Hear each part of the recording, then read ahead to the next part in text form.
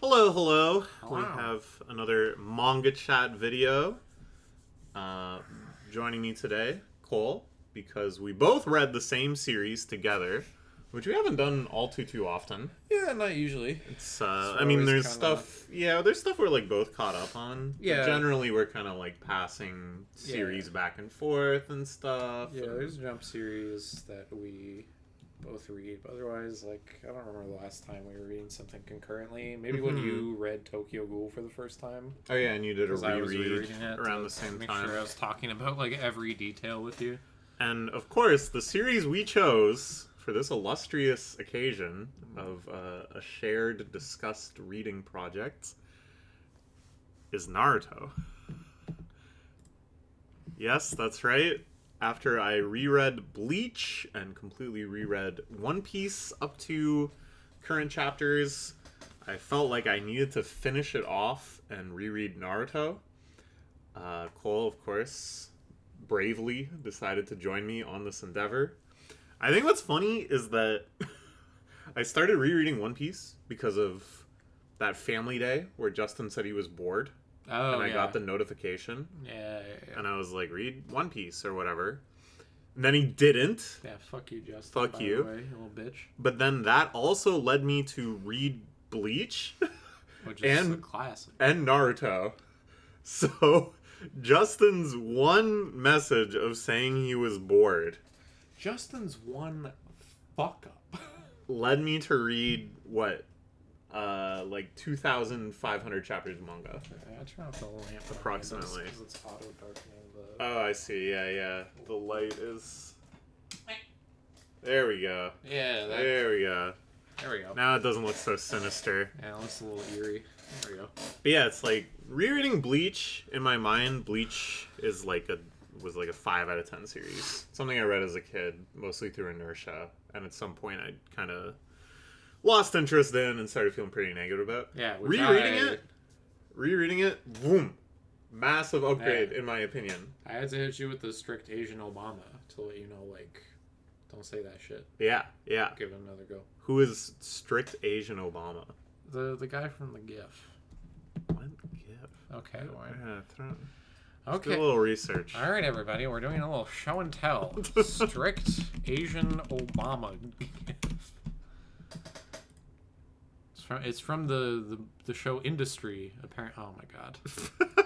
A screen cap of the GIF. I'm gonna shoot my fucking brains out. Here we go. This guy. Oh, what? Why? He doesn't look that much like Obama. I didn't name it. It was not me who named the GIF. Strict Asian Obama was named by other people. I don't even know. What is who. this show? I don't even know this show. It's Industry on HBO. Fuck. It's Industry snack bar. It's a financial thriller drama made by former investment bankers that has Kit Harington from Game of Thrones. Game of Thrones, he was Jon Snow. Ken Lung, Strict Asian Obama. From Strict Asian Obama GIF. David Johnson. From... I think people wanted him to be in the new Black Panther or something. I saw something about him recently. I didn't know him beforehand. Huh. Kiernan Shipka from... I don't know. Am I supposed to know? You could. I don't. She was in the newest Black Ops. Like the video game? Yeah, Call of Duty, yeah. She's in a bunch of stuff. I think she was in Long Legs, wasn't she? Oh, she dies at the start of Twisters. She dies at She's the one start of the of friends. Twisters. Okay. She's in the Industry. Oh yeah, she's Sabrina the Teenage Witch in the like Riverdale style Sabrina reboot that did not last very long. I see. Oh, she's like one of the kids in Mad Men. She's my age. Starring. She's John Hamm. You're talking to me like I don't know actors. You're the one who doesn't know actors. Who's this guy? Who's this guy right here? Who's this guy? Charlie Heaton. Yeah, who's this guy? Is he related to...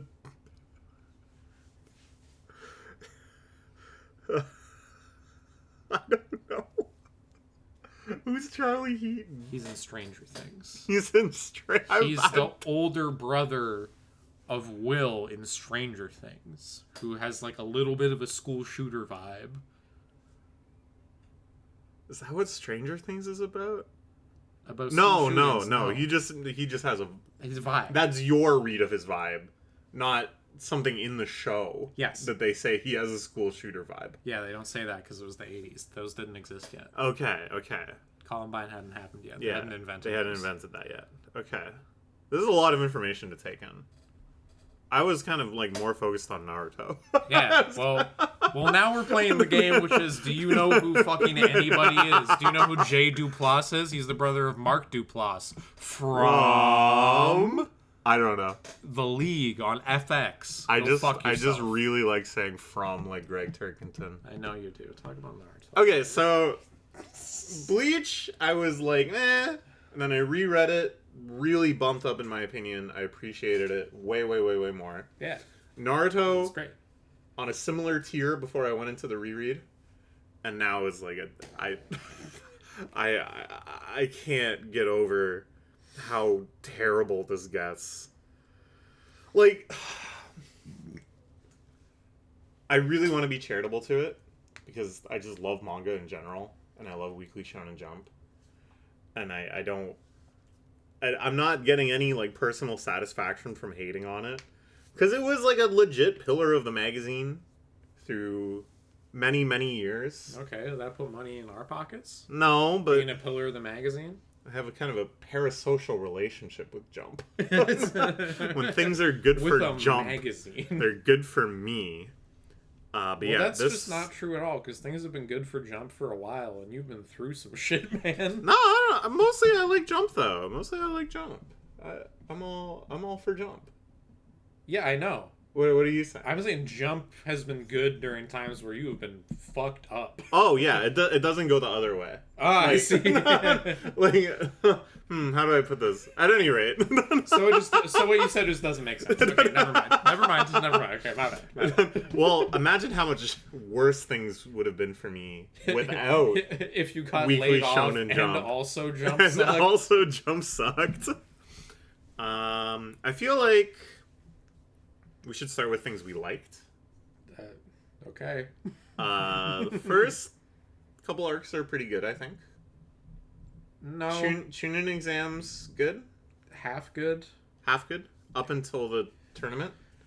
Well, The Forest of Death, I think, is really good. The Forest of Death is good, and then, like, some of the tournament is good. Like, here, obviously, it's superlative. People talk about it. The Rock Lee versus Gaara fight is actually that good. It's Kino. It's actually really good. Great fight sequence. But then, of course, instead of, later on following up on any of that from that, it just doesn't fucking matter anymore. But, we'll save it for later. But, like, I think... Oh, the Shikamaru versus Tamari fight is good. It's like novel, clever shadow stuff. That's at least like interesting kind of fight writing. But then like Sakura Ino, terrible, awful. An early sign of how horribly misogynist the series would become. That's not even the earliest sign. Not the earliest. The first chapter Sakura is introduced in, it is like, wow, I'm gonna be in a group with boys. Oh my god, it's Sasuke. And then the chapter after that is like Naruto pretends to be Sasuke and she's like, is he coming to fuck me? Oh boy. And it's like, she is not ensouled. Yeah, and she doesn't do anything else. That's her character all the way up to chapter 700. Yeah, all the way through. Including in fucking Boruto when he's like, it sucks that I'm absent, right? Here's a ring so you remember me. And she's like, oh, he does care. And it's like, your daughter is skinwalking his mistress. You look like a fucking idiot. It's true. But I think we get to Boruto much later.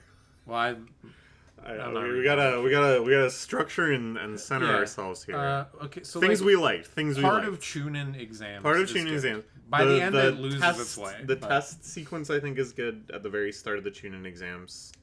Oh, when Kakashi's testing them? No. Sorry. When they all have like a paper test, and it's really, really hard. Oh, and they have that to was cheat. good. Yes, that was good. That was good. I liked all that stuff. Was that it? Was that and then the Forest of Death, right? Yeah. Okay, so yeah, that stuff is good. That stuff I think is very solid. The first half of the tournament or so is good. At some point, they just stopped giving a fuck about the tournament, but because the more important thing is just being like, Sasuke he's fallen to the darkness. He's got a great darkness within him, and it's like, this is like, people make jokes about how like Kingdom Hearts sucks because all they talk about is like the darkness in people's hearts or whatever. But it's Naruto does it way more and like worse because it's not even like funny. It's just bad. Yeah, Naruto is very like uncampy with all that stuff. It's very uncampy, even when it gets like has like so no absurd. Like Kingdom Hearts is very stupid, to be clear, but there's not really any point in Naruto where there's like a clear thesis statement on like morality. No, not at all. Yeah, any sort of thing that is playing off of. Yeah. It is instead just like a thing that's happening because he's seen it in other things. Yeah, there's a lot of that. I think a lot of the swings the story goes for, like things that he goes out of his way to include, he does so just because he's seen it in a lot of movies and stuff. But he doesn't really know why those scenes happen or what they're meant to convey. But we're getting ahead of ourselves. What else? Literally, what else? Literally, what else? I would love to know. I think the Zabuza arc has good parts. The fight against them at the end with Haku and stuff was pretty good.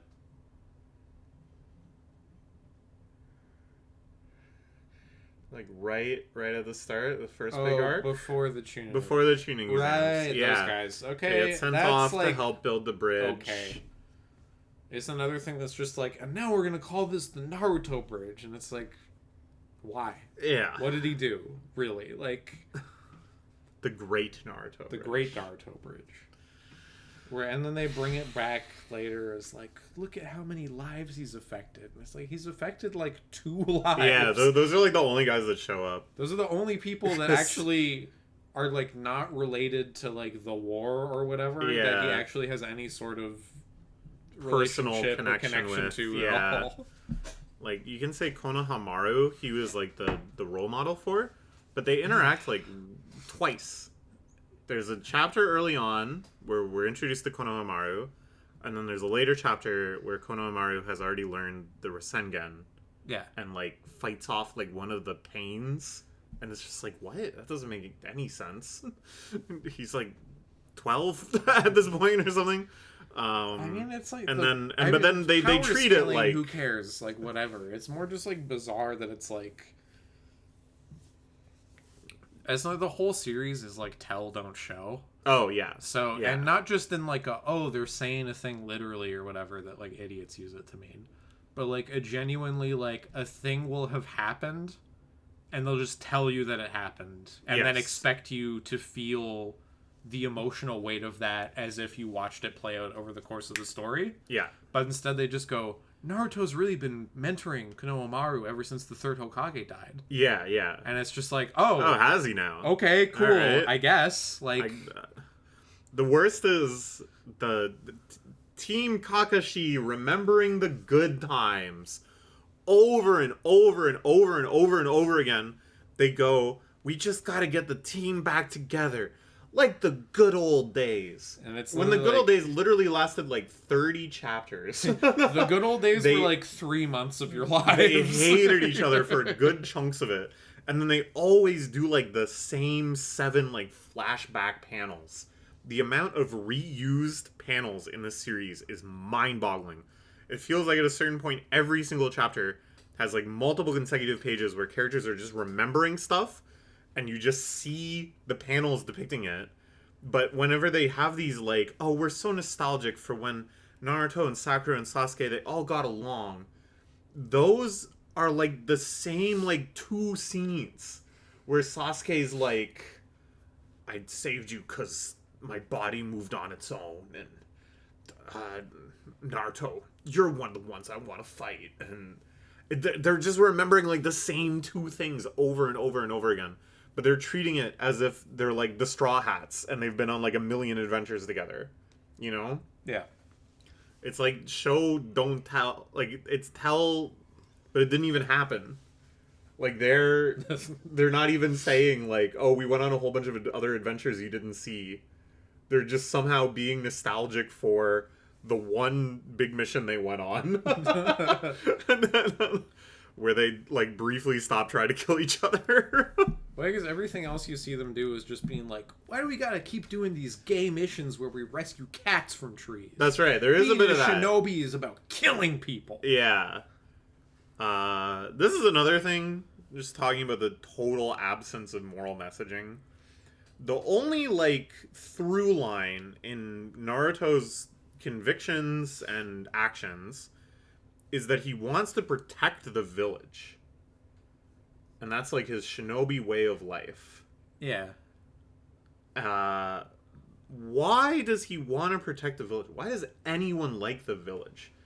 It is essentially like this militaristic training camp where people from birth are put into like a warrior slave class for an unseen and poorly explained daimyo who controls the country. There's all these warring ninja tribes that are enlisted as like their mercenary foot soldiers. And Naruto is so devoted to this way of life, even though the whole time like the village hated him for like no reason, and the village has just produced like a slew of war criminals, and all of the other ninja villages produce a slew of war criminals. Yep. And all they do is fight with each other. There's no like external thing that they are protecting people from. It's not even clear who they are protecting. Every time you see the daimyo, they're all just like rich slobs that are disconnected and up in ivory towers. Learn about them as characters or even like what they do. Yeah, and you never see like figureheads, and it's supposed to just be like you go into Google and look up daimyo, or you're just a Japanese child and you know what that means from other media, and you go, oh, that's what that is. But you never see like the citizenry of those countries they're protecting. Yeah. So like what? Well, because civilians aren't people. Civilians aren't people. Only the ninja are people. Well, and Naruto is never like, I'm doing this for the land of fire. I need to protect the land of fire. Well, yeah, it's never about like just the village. Some sort of patriotism for his country, and it's not about like specifically the people he cares about. Yeah, it's specifically just the village. It's the like concept of the village. It's like meeting a guy who grew up on a military base, and then he joins the military and goes to like Afghanistan, and he's like, I'm protecting base 453 on the coast of Newfoundland and Labrador. This is for Fort Bragg. This is for my underage prostitution ring. And you're going like, oh, don't you like for like your parents and stuff, right? It's like, no. Back home, that jet hangar, that's where I became a man. Yeah, it's absurd to me. And it's not just Naruto. Everybody fights for the village. Yeah. It's presented over and over again. Like the third Hokage and stuff, talking about everyone in the village is my family. You're all like children to me. And then the big fight between Sasuke and Naruto at the end is about like how will we run the village going forward. Yeah. But both of them are like, well, we can agree that even though we've both suffered our entire lives and have been at each other's throats, the village is what counts. The current structure of the village has to exist. Yes. We have to keep making ninja, and the ninja have to keep fighting other ninja. Yeah. It's so bizarre, and it's like never ever addressed. Like there's bad apples. There's Danzo, who is trying to orchestrate a coup of the village, and he's like training ninja too ruthlessly. But like. Yeah, well, he's not really. I forget what they're called. The people that he has. Yeah, that Sai is part of. Yeah, the Black Ops or whatever. Yeah. The Sai fucking stinks. Sai is a terrible character. Sai is so crazy. Do you have anything good that you haven't said yet that you want to say? Oh yeah. We're supposed to still be in the things we like section. I like the frogs. Yeah, the frogs are The cool. frogs are cool. I kind of like the idea of some of the power system stuff. Like Sage mode is kind of fun. Yeah, that's like a cool design. The Ninetales mode is a cool design. The concept of the tailed beasts is and like almost those cool. who fuse them. Yeah, it's like a neat idea. I think it's executed very, very, very poorly. The Eight Tails is cool, and the guy who has the eight tails and like raps all the time is interesting, but at least kind of funny. All right, well, let's transition into things I don't like, but I feel are not the fault of the series. And here, the translation on the Viz app is terrible. And I'm not trying to be... It's not like an anti-woke thing, okay? I'm woke as fuck. Well, no, don't lump me in with those other translator like haters. I think it's the Chunin exams or before it or whatever, they like beat up Rock Lee and someone refers to him as a kid with a Mo Howard haircut. Yeah. And it's just like, so this Ninja World just also has the Three Stooges. Like that. And it's because they were just sending it to fucking America. And it was one of the only things that was actually getting translated here. It's a very, very old translation. It's like an old translation, so they were just like, you can just put like bullshit in it. Yeah. Like, just kids need to kind of know what's happening. Who cares? Which isn't like the biggest deal, and they're not fully in control of that. But it's also like far more of it is well translated than the parts that are poorly translated. Yeah, this like I think the sins it commits in translation, one is an over adherence to like a 1-to-1 matching of common Japanese phrases. Yeah. I complained to you about this, that Sasuke's dad, this is the best example, is saying Sasuga Itachi. Yeah. That's Itachi for you, basically. This is the most colloquial, easy to get across translation. Yeah, it's like very disconnected bad father, like, very well, you did okay, I guess. Yeah, like it's, this is what was expected of you. Yeah. Like, because you are as elite as you are, you have performed up to my expectations. Sasuga in Japanese is just like a word, right? Yeah. It doesn't have the folksy conveyance of, well, that's Itachi for ya. And then here, they've chosen to Okay, so they translate it as Sasuke and Itachi's dad saying, "Atta boy." That's my boy. That's my boy. That's my boy. He says, "That's my boy," he like says, the Adam Sandler movie with Andy Samberg. He says, "That's my boy," every single time. And then Sasuke talks about how he just wishes he could hear his father say, "That's my boy." And these are, like... meant to be like a conniving mastermind who is plotting to overthrow the Konoha. And he goes, "That's my boy." He goes, "That's my boy." I remember reading that and sending it to you and saying some shit of just like, when you really want to know what Adam Sandler movie your dad wants to put on. It's very stupid. Like, and I think that's like translation 101. Yeah. That you shouldn't just have like a strict mapping and be like, okay, every time this phrase shows up, I'm going to use the exact same phrase. And I think you should really think about the character and what the character will say, and how that is and why. rendered into English.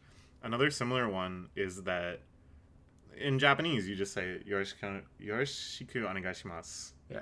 Yoroshiku onegaishimasu. It's like a very casual thing to say, to just mean... It's just like acknowledging that you're going to be like working together, or that you're going to have some sort of ongoing relationship. And it's said in situations where you couldn't really give a shit about the other person. Yeah. Which is what happens often in Naruto, like Itachi and the Shark Man. Do you remember what the Shark Man's name was? No. The dude who's a Shark Man. The guy who's a shark and has the sword that eats. They translate this every single time as "it's a pleasure to meet you." So you have these like villains who like detest each other but are forced to team up, and they say, it's a pleasure to work with you. And it's just like, okay, yeah, I know if you look up in your Japanese phrase book, that's what that's translated into, but just because they're saying it doesn't mean it's literally a pleasure for them. That's just in a business formal setting, like a one-to-one translation. So that pissed me off. Naruto always calls Killer Bee Octopops. Yeah. Which is, I think, in Japanese, like Tako Oji-san. Which is Uncle much Octopus. more... Yeah, it's literally like Uncle Octopus. And even if they just translate it as Uncle Octopus all the time, it would be a little bit better. Well, yeah, calling him Pops, it's But- like Killer Bee's clearly like 30. Like, he's not old. And just Octopops is so, like, goofy, you know? Yeah, it has a real, like, 90s, like, what's up, kids? Like... And Naruto, though, will still call him Octopops when it's, like, a life and death situation. Yeah. And it's like Killer Bee is about to fucking die. And Naruto goes, like, Octopops! And it's like... Yeah, because in Japanese, calling him Tako Oji-san doesn't feel goofy. Like, it's inherently goofy, but it could also just be a name, right? Yeah. Like, that's kind of the joke of it. It's just a pun. It's just a little pun. Which, so it's like, great job, you came up with an equivalent pun that he could call him the first time or in such casual situations. Yeah. But it doesn't make any sense that he would be screaming it in a life or death situation. It's the same with they call everybody like Granny. Yeah. It's like, it just, you can't be so freaking strict. If anything, it's the anti-woke common translation criticism of, oh, they're taking too many liberties. This didn't take enough liberties. This didn't think hard enough about how to like actually convey language, and instead was just like one-to-one matching. Yeah, well, it's so, because that criticism of like they took too many liberties is always stupid, because it's always just like, oh, there was like a slice of life series about like current day teenagers that used current day slang in the translation. And it's like, yeah, no one is gonna go back and read this and be like, Judd, they really dated it. And it's like, yeah, it's very obviously like fucking 2020 in it or whatever. Yeah, like, it was dated in Japanese too. They have the old type of smartphones. Kids with fucking hollow implants are gonna be like, I have a phone. This is old. They're not gonna be like, he says sus? That's really gay. Fucking stupid. It's very stupid. It's like, yeah, you can do stuff to like preserve original terms and phrases and whatever that are good, which like by now people have mostly figured out like what makes sense in English and what doesn't. Yeah. But like, but back then no. They just had like a Japanese for businessmen book that they were all reading through and being like, I think that's what that says. Like, yeah, so I can't blame Naruto for that, but it did negatively impact my experience. Really annoy me on many occasions. Oh, and the translation of Killer Bee's rapping, like, you guys tried, sure, but it's so painful. It's just so strained, and there's no consideration to like meter or flow or anything. Wow. They just, could you imagine, awkwardly come up with rhymes. Yeah, could you imagine what someone had no consideration?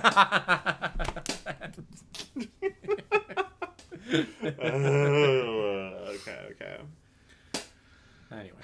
Anyways. Okay, so things we didn't like that are the fault of the series. Is basically everything else. Pretty much everything else. Like, I don't know, we brought up Sai earlier. We want to talk about Sai for a second. Completely non-character. Very weird character. Where once, I mean, Kishimoto himself said that he was just doing stuff people said they wanted at some point. Yeah. And it feels like this is one of the earliest moments of that, where he like introduces Sai, who's like sort of a spy from like the Daiso Black Ops whatever fucking super spy unit. Yeah. And it's supposed to be like watching after like Kakashi, who threatens Daiso with his great power. Yeah. Blah blah blah blah blah. And then he just kind of is like, nah, actually having friends is epic. And they try to have a whole thing of like, oh, it's because he's trained to be such a high level soldier that he's kind of emotionless. But he just like has nothing happening. Mm-hmm. He's like not a person. And then they have a whole thing that's like, but you're not gonna replace Sasuke. And it's like, oh, so like in a poll last week, a bunch of people were just writing in like, Naruto and Sasuke need to be married as husbands. You cannot replace him with some other fucking F slur. And then, of course, we had the Sasuke X Sai BL shipping in the manga. Mm-hmm.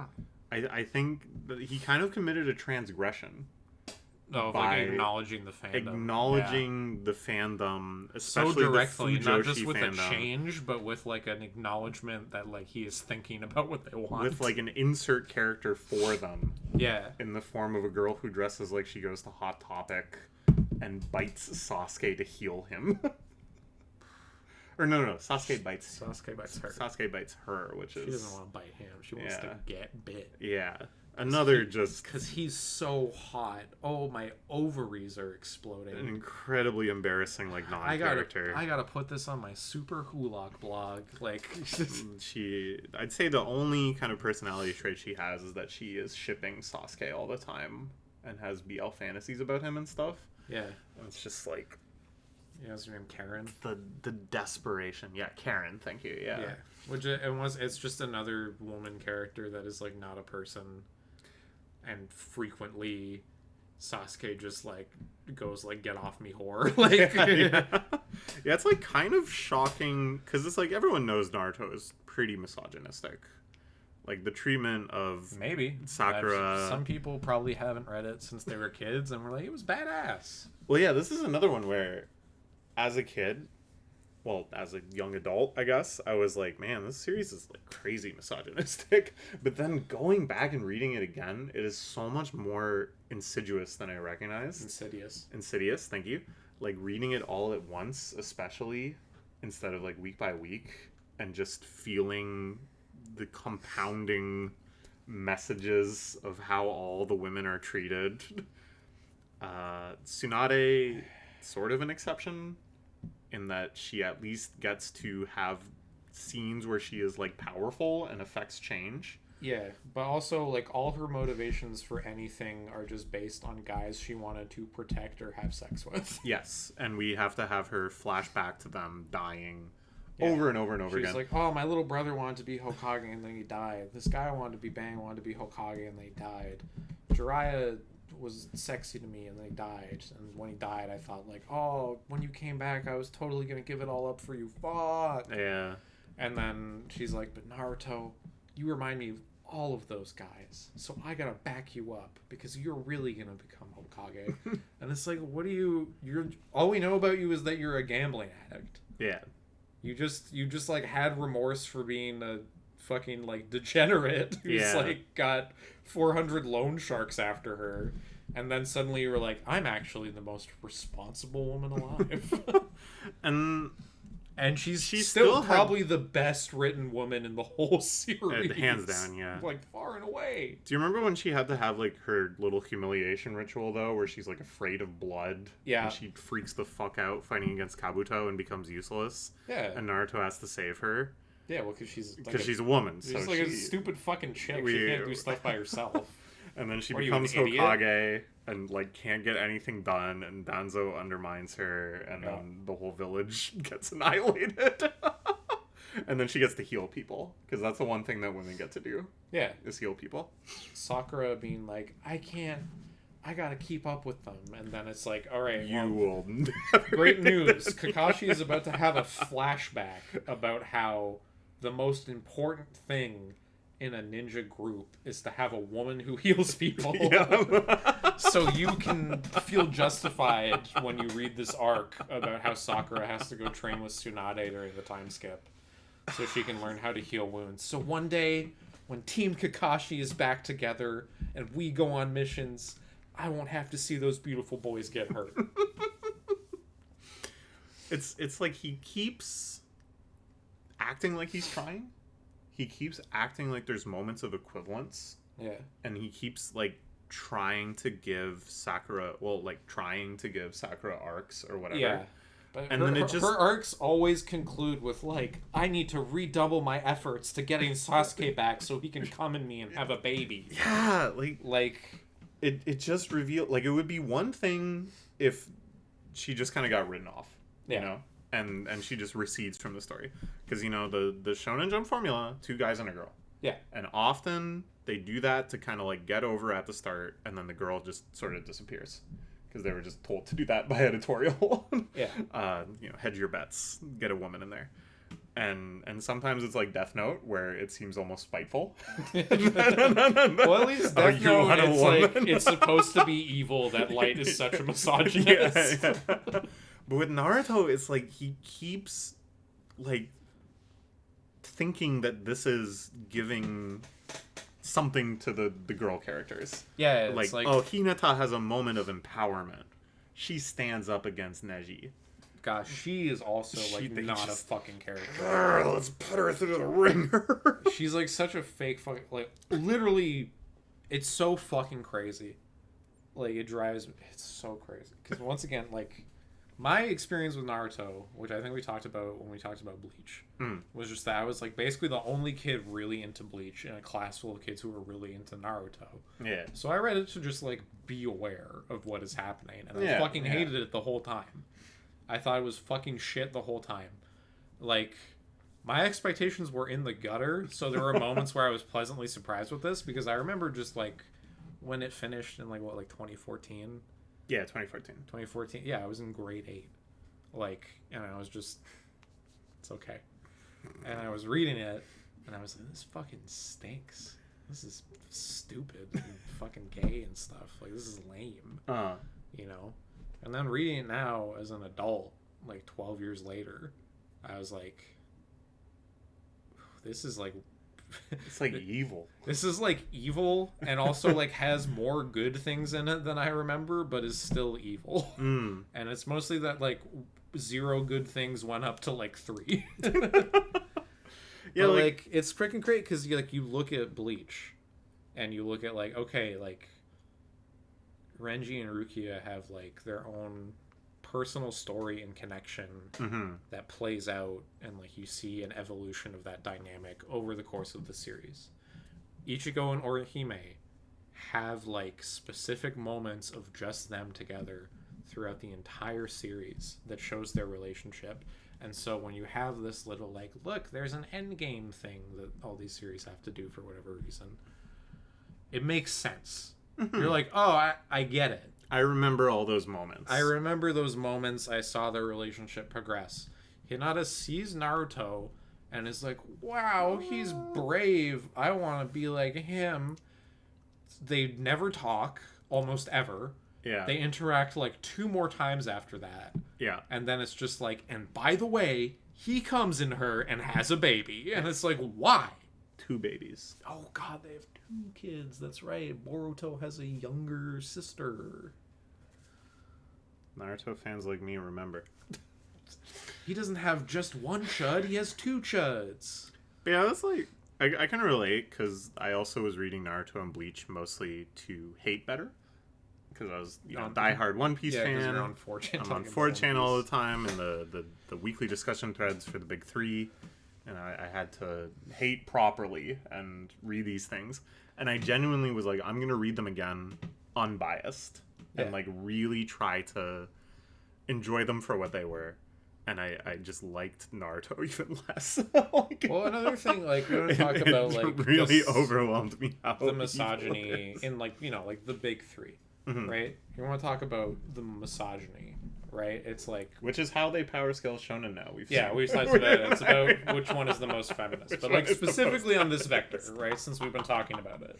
Yeah. Bleach, far and away the most woke. I'd say so, yeah. Multiple different women who have real personalities. It's a lot of Gunner stuff, but it's different body types that look distinct from each other. And they're, like, recognizable characters with their own, like, history and motivations. And they get to be, in many situations, just as strong as the dudes. Yeah, they get to be powerful. Just as impactful to arcs as dudes. Like, because people can be like, oh, well, Yoruichi doesn't win that many fights. And it's like, she beats up Soifon, who was, like, a teacher-student thing that was, like, its own self-contained story about each other and not about a guy. Yeah, it passes the Bechdel test. The Bechdel test. Bechdel test, yes, thank you. It was a CH. I thought you had to pronounce it. And then The other times they really have her fight are like against Aizen, which obviously it's like Yeah, she's she does it better against Aizen than almost anyone. Yeah, than like all the captains together. Like they protect her in the booking. Mm-hmm, You know what I mean? Yeah, like she's strong. They give her stuff, or like they give Rangiku like fights she can win. Yeah. You know what I mean? There's all these different ways that they kind of give people moments. They're not just putting them through the ringer. Yeah, it's not just like, okay, well, Rangiku's whole thing is that like she grew up in poverty with Gin and then he left, so her whole life is gonna be about that. Yeah, like most of cry in that's every like scene, an aspect, but most of her stuff is about the squad. Yeah, she's serious about her job. and it's a beautiful moment when she finally has some catharsis around the whole thing with Gin. Yeah, because it's like we've seen her like earn it, real time, and like, we've seen her finally not just suffer to get there, coming to understand everything that he did was for that moment because he wanted to protect her. Mm-hmm. And it doesn't make him not a villain. Yeah, but it is like, oh, that was like kind of interesting and like a twist. And there was something happening there. You know what I mean? Like, and she wasn't just like a body of meat. Yeah, and it wasn't just like, well, she has fat tits, so she's got to be with somebody. Like, and then after that is One Piece. Yeah, which is like Oda doesn't really write romance very well, but he's also not really concerned about it. Yeah, he doesn't even try it. He doesn't even, like, he has it in places like Shaki and Silvers and whatever. Yeah, but even then, it's just like comedy. But yeah, it's still just like, it's a comedy thing that's just like, well, actually, they have an open relationship. It's like, okay, I guess. It's like, isn't it funny when people are horny? Yeah, well, that's why it's like, it's on like an idiot level, but it is like an idiot level that most of the magazine is at. Yeah. Yeah, that's the shonen classic. That is how shonen was across the board, kind of up until, with few exceptions. The other big thing you can mark against him, which I also think is fair, is that there are like two types of woman he draws. Yeah. And it's either like hot chick with big boobs or big ugly fat bitch. And I think he writes good women characters, but he definitely thinks of men and women as like separate entities. Yeah. And he's like, this is a good woman character. She's not going to be like a fighter necessarily. Like sometimes Robin gets fights. There's villainous women. Nami sometimes Nami fights. Sometimes gets fights. But they like do stuff and have like arcs and motivations. Yes. And things that are important to them that aren't just other men. And Robin actually has a whole desire for like knowledge and history. Mm-hmm. Nami wants to protect her mom and sister. Mm-hmm. There's all this stuff with fucking Bonnie and her dad. Yeah. You know, like there's familial relationships, non-romantic relationships, things that are important to them outside of just like there is another guy who the story knows that I have decided I should fuck. Mm-hmm. But also, I mean, there's just a bunch of characters that are like, whoa! Yeah. And that's the whole bit of them. Yeah. But, like, it's shonen manga, so you just kind of have to accept that at some point because it's mostly for tweens. So... Yeah, I mean, he writes brave, strong women. And I don't know. And he also writes cool shit to appeal to 14-year-olds who buy the magazine with their allowance. Like, that's just sort of the price of entry, and you have to be aware of that. But, like, you know, people love to be like, oh, One Piece is so fucking misogynist. And it's not, like, great or whatever. But, like, it is at, like, there's a low bar and it meets it. Yeah, absolutely. And it's not awesome. But, like, once again, there are women that have, like, interiority and are human. Mm-hmm. And all of this is to say that Naruto is in hell because there is not none of that. a single woman in the whole fucking series that doesn't at some point have some sort of connection that is just based on wanting to marry a man or be with a man. Yeah. It's like primarily based on that. I think it's fucking crazy. There's only one counterexample I can think of. It's Granny Chio. You remember this character? She's old. She's an old lady. So and old people deserve no pussy. She's spared of that. Yeah. She gets to maintain her dignity in that regard. Instead, she is just completely preoccupied with her grandson. Yes, of course. She has to sacrifice herself again and heal someone again. Yeah. At least that's out of familial appreciation. It's a little better. It's like it's a little better. It's like stepping over a crack in the sidewalk. Like, you didn't actually do anything, but I guess you could have tripped on it. Like, I really think one of the most condemning things, and this is gonna sound weird, is that Naruto doesn't even have good fan service. Whoa. hello. Why did that pop up? That's odd. Maybe it like installed an update or something. Yeah, I'm gonna reset. I'm just gonna close it. Yeah, it's fine. Naruto doesn't even have good. I was just checking if granola was right. Wait, did that show up on there? Ooh. It's okay. Okay. It doesn't say anything important. Whoops. It doesn't even have good fan service because I don't think Kishimoto has thought about Tsunade to that extent. No, yeah. That's a weird, surprising thing to me. Is that like Tsunade has big later jugs. on he but for a while he like doesn't really draw them, and just kind of at some point decides that she should have big boobs. And I wonder if it's another thing where editorial was just like, hey, can you have some skin, brother? You're and telling he was me you like, got an older woman character? I've got a great idea for you. Skin on it. You want me to do something with a woman? Are you sure?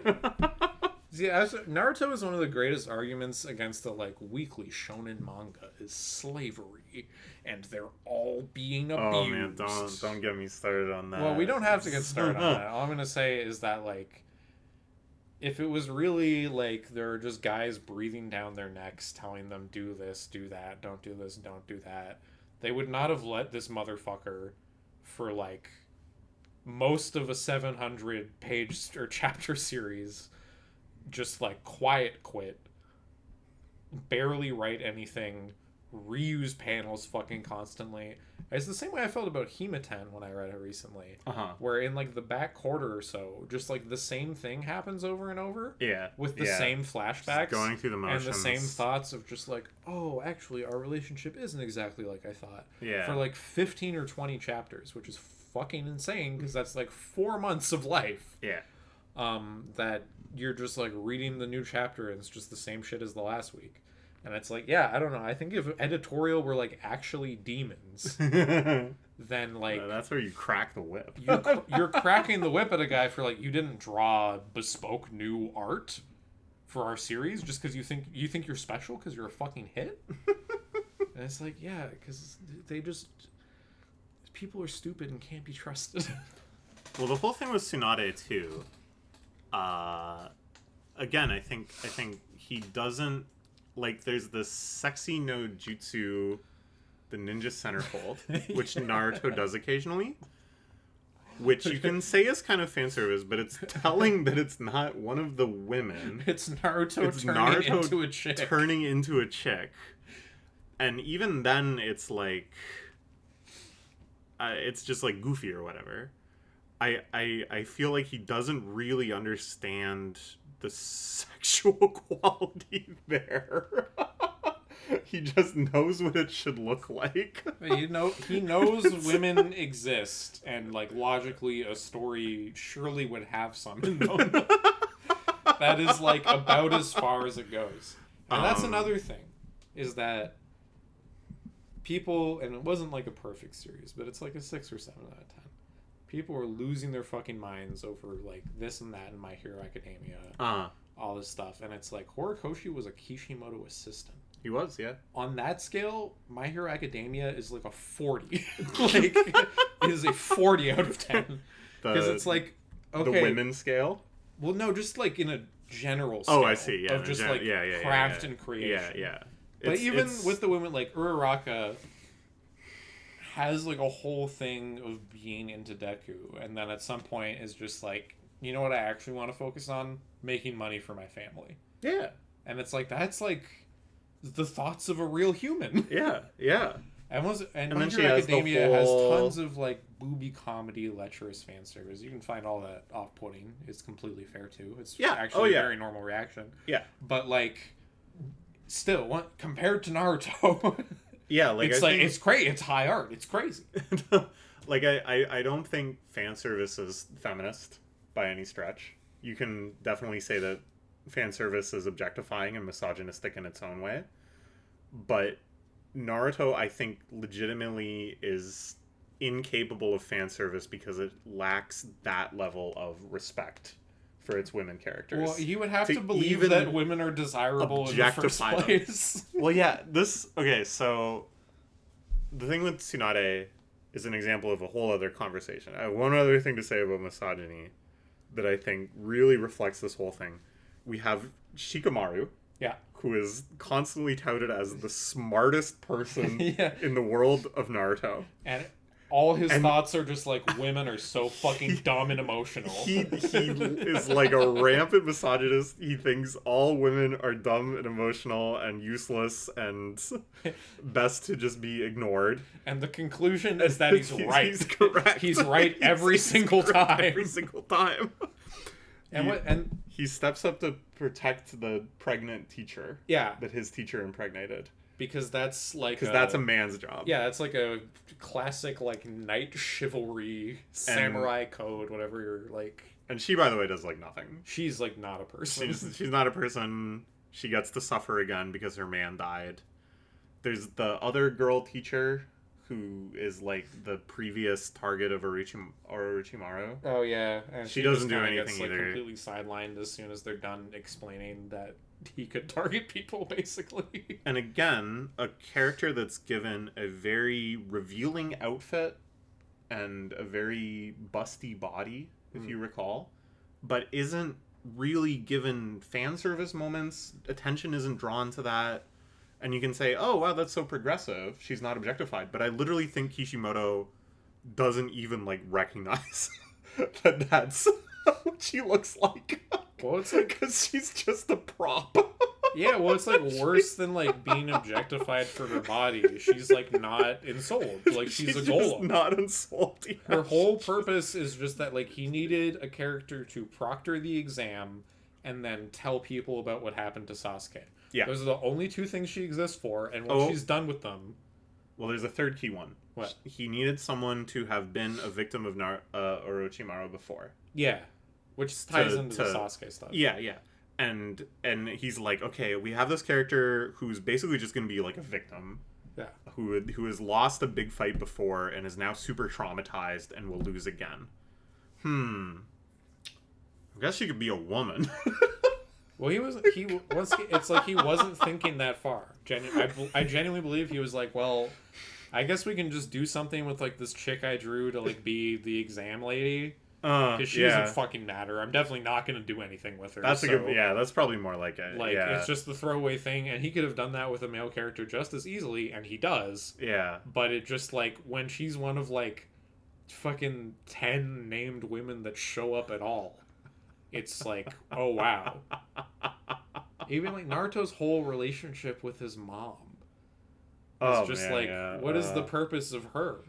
And it's like, oh, so he can go have an emotional conversation where she's like, yeah, you know what the only important thing in the world is? Being a mom. That I gave birth to you. I gave birth to a man who's important is the greatest blessing of my life. And it's like, you know what, Abe? You were just riding a wave. I think what's crazy, too, is that the lore is that she's from the Uzumaki tribe, which is like... They've mastered the art of sealing. Yeah.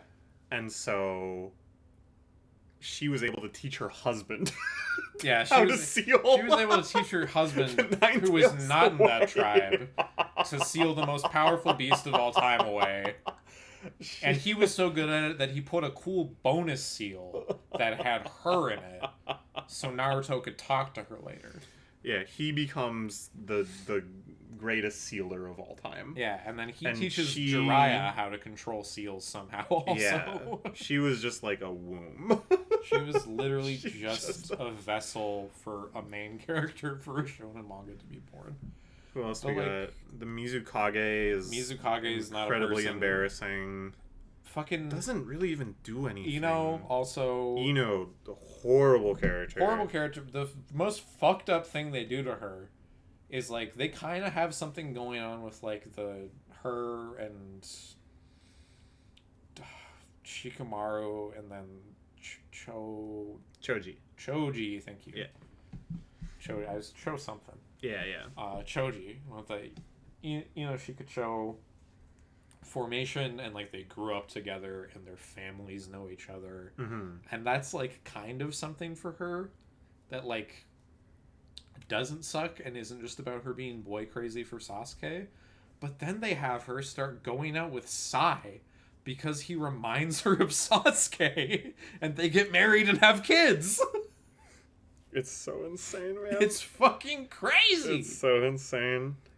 But like, it's also funny too that like they establish she has one of the craziest powers in the whole series. The ability to just like rocket herself into another person's brain and possess them. And the whole Chiki-Maru combo is based on her possessing. Is based on we'll freeze someone, she'll possess them, and then at the last second they'll get flattened by a huge fucking fat guy. Yeah.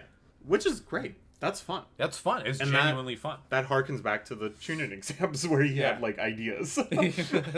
But then so quickly they're just like, well, it's actually like really weak. and she can't like do it. And it's just like not gonna work again. But her dad her dad shows really up good at that stuff and gets to do it. I mean, but even at least it's like, okay, so it's like her dad, and it's like part of her family heritage, and he's old, so he's powerful or whatever. Like, there's kind of stuff you can explain that as, even though I do think it is just kind of like a, well, of course she'd be bad. Well, of course she'd be bad. She's a woman. She's like 12 and a girl. When you start noticing, can't do anything. When you start noticing the pattern, man. Yeah. There's 10-10. 10-10 doesn't do anything. Yeah. Tamari barely does anything. Tamari doesn't do anything. She helps Gaara out like twice and then just exists to like obviously marry Shikamaru later. Kankuro has the whole big thing, the whole puppets saga. Yeah. He gets a ton of development. Gaara has a bunch Gaara, of shit of course, massive focus. One of the major in the first characters. Part of the series. And well, then one of the major Tamari characters in the first part of the series, and then Kishimoto's just like, well, I guess we don't need him anymore. Yeah, it's like every woman character gets sidelined really badly, and every time they get brought back in, it's embarrassing. But that also happens to a lot of the men, too. Yeah, because it's also it's like misogynist, but it's also just like poorly written. Throwing characters away. And it's crazy because like so many of these characters are so enduringly popular. Yeah. And it's like people always talk about like their one big moment or whatever. Yeah. And you're like, oh, that must just be the most popular thing about them. And it's like, no, that's all they have. Yeah. What is all they're holding on to is the Rock Lee versus Gaara fight. After that, Rock Lee does like fucking nothing. He fights one of the people Orochimaru sends to kidnap Sasuke. Yeah. And he drinks the private potion. Yeah. And then he just doesn't do anything else. Do anything. Even it's another bad translation. At the end of the fucking series, he is just there to explain what Guy is doing. Yeah, so I'd say the two other major things I want to talk about, now that we're an hour in. Sasuke? No. Oh, I guess there's three. I think because he's just like one of the worst characters of all time. I think there's kind of two big buckets. One is bad writing. Yeah. And the other is bad manga. Okay. That it sucks at being manga. Yeah. Well, let's do bad writing first. Okay, because I have way less takes than you on the bad manga, stuff. Yeah. And that might be a briefer digression anyways. I think so. But bad writing, I don't even know where to start. I think just the squandering of characters. Like Rock Lee and Mike Guy, and to a lesser extent Neji, and to a far lesser extent 10-10. Very popular, very well designed, I think. Yeah. Fun characters, fun dynamic, in the Chunin exams, lots of fun. They completely disappear off the face of the earth for like hundreds and hundreds of chapters. He just does nothing with them. And then I remember this moment so clearly. The first time they show up is just they're just like wandering around. They're just in the woods. And they're like, something's happening in the village. And then they just like meander back over to the village and do nothing. Which also he like almost exclusively draws trees anytime he needs a setting for anything. Like unless they go to a city that has already been named. There is no point where they see like a town or a settlement or someone living as a hermit or anything. There are rocks and there are trees, and they are basically infinite, and they are everywhere, and that's all you're gonna fucking experience ever. Yeah, so many scenes are just like vaguely wandering around. Completely liminal zone. It's so, this is what I was talking about when I was reading it, is that like when you read something like Tokyo Ghoul, which is really, really good and diligent about making sure you understand where the characters are in space, relative to each other and relative to the rest of the world. Yeah. And there's clear, consistent locations. Yeah, and then you read Naruto, and it's different. Just like, okay, I have to go on a mission, and it's just like, so you're just in like the sea of forest until you get to like the Akatsuki hideout, which is just fucking somewhere. Yeah, so many moments in the series are just spent wandering from place to place. But yeah, and it's like, why did you have this card in your hand? I talk about this with One Piece a lot. Yeah. You have a card in your hand, which is the triumphant return of Rock Lee. Yeah. And you've already played it a few times to great effect during the Chunin exams, and even during the Sasuke rescue. Yeah. He has a cool moment where you think, we're not sure if he can be a ninja again. Boom, he's back there, and he's powerful. At some point, he forgot how to do, like, a run-in. Yeah. He forgot about this idea that you can have, like, a character show up and make a big splash. And he just starts, like, throwing the cards on the table willy-nilly, forgetting he has them. He, like, ruins the impact of all these moments. Like, imagine if in Bleach, Kenpachi showing up to save Ichijo was instead a scene of him going like, I guess I better head to Hoiko Mundo.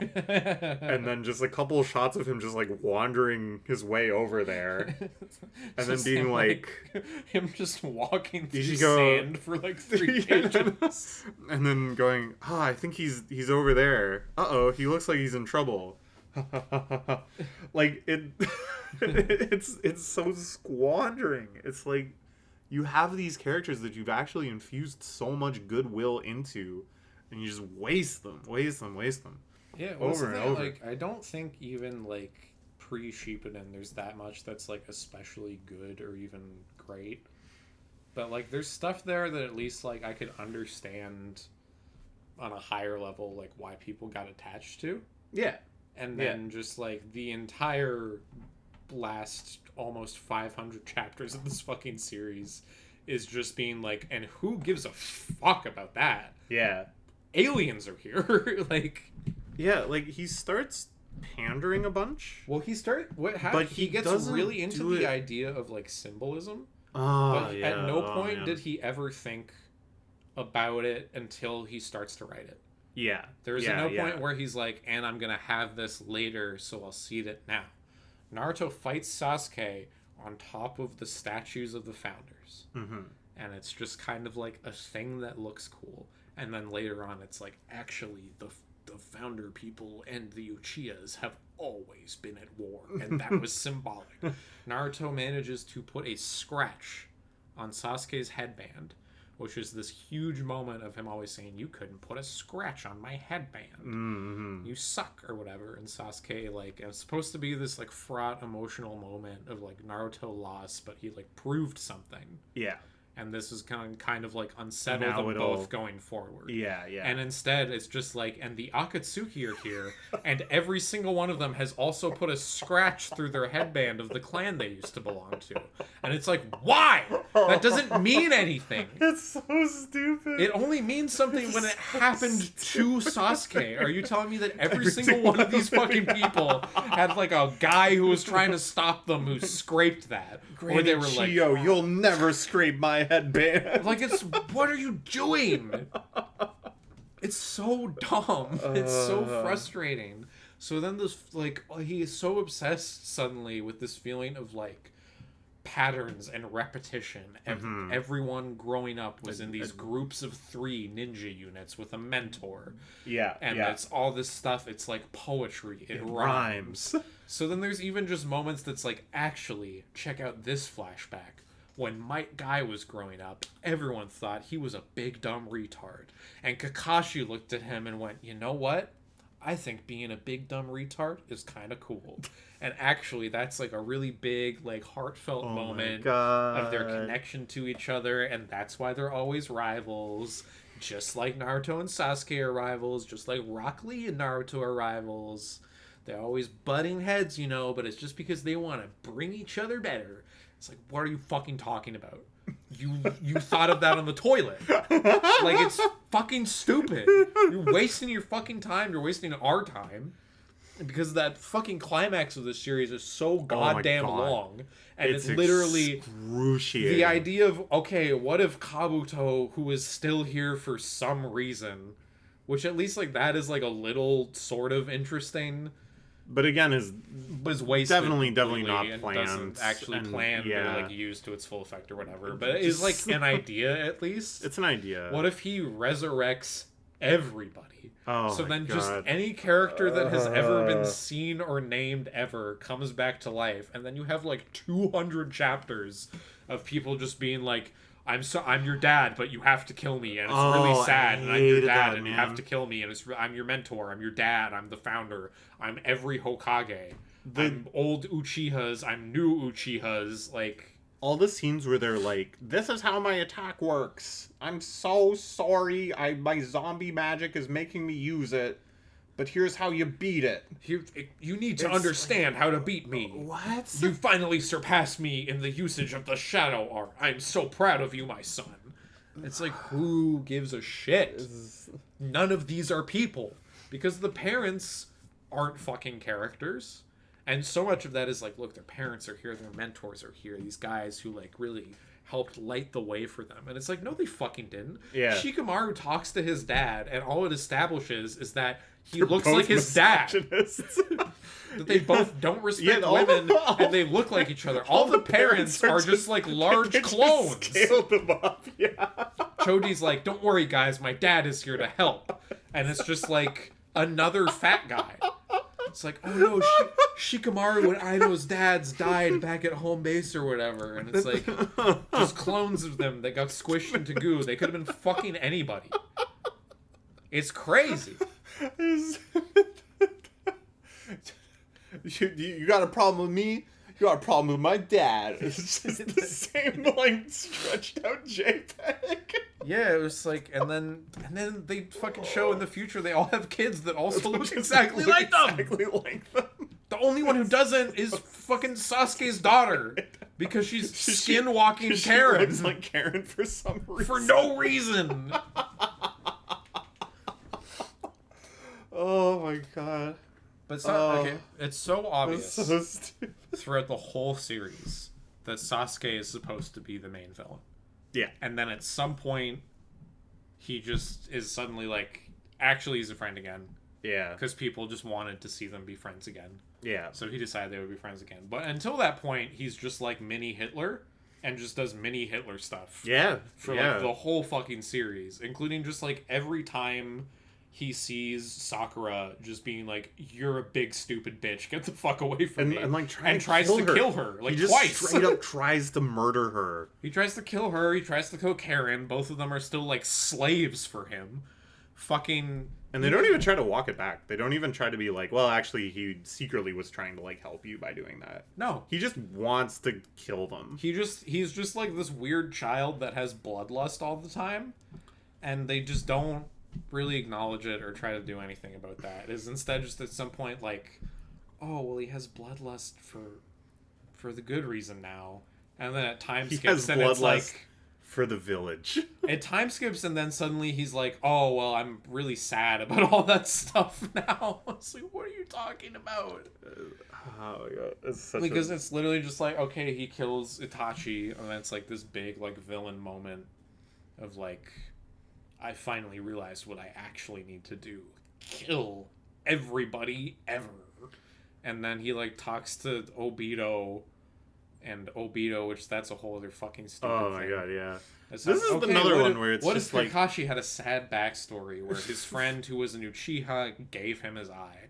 And it's like, sure, oh man, whatever. Which also kickstarts a whole horrible thing of just like eyes are like materia that you just pop out and put in at random, swapping their eyes like crazy. It's the amount of times near the end of the series that someone's just like, get me a Rinnegan. Like, what are you doing? And that's like, don't worry, Sasuke, you have the eternal Mangekyo Sharingan that Itachi got for you, and it's great because it's going to go in your eyeballs and you put all these spells in them, and it's your special eyes. But when he's getting his special eyes, the room that Obito has him in for that, where he's recovering, just has eyes all over the wall! He has a wall full of jars of eyes.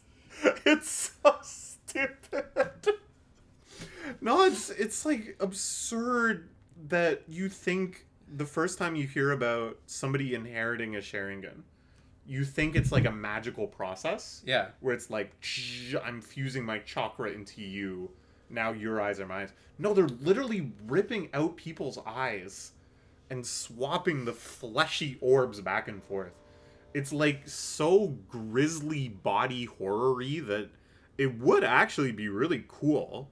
And like the scene of Danzo who has like all the eyes in his arm, which is like, supposed to be this badass. Like, it's supposed to be this like insane, sickening thing that you feel like justified for Sasuke just straight up killing him.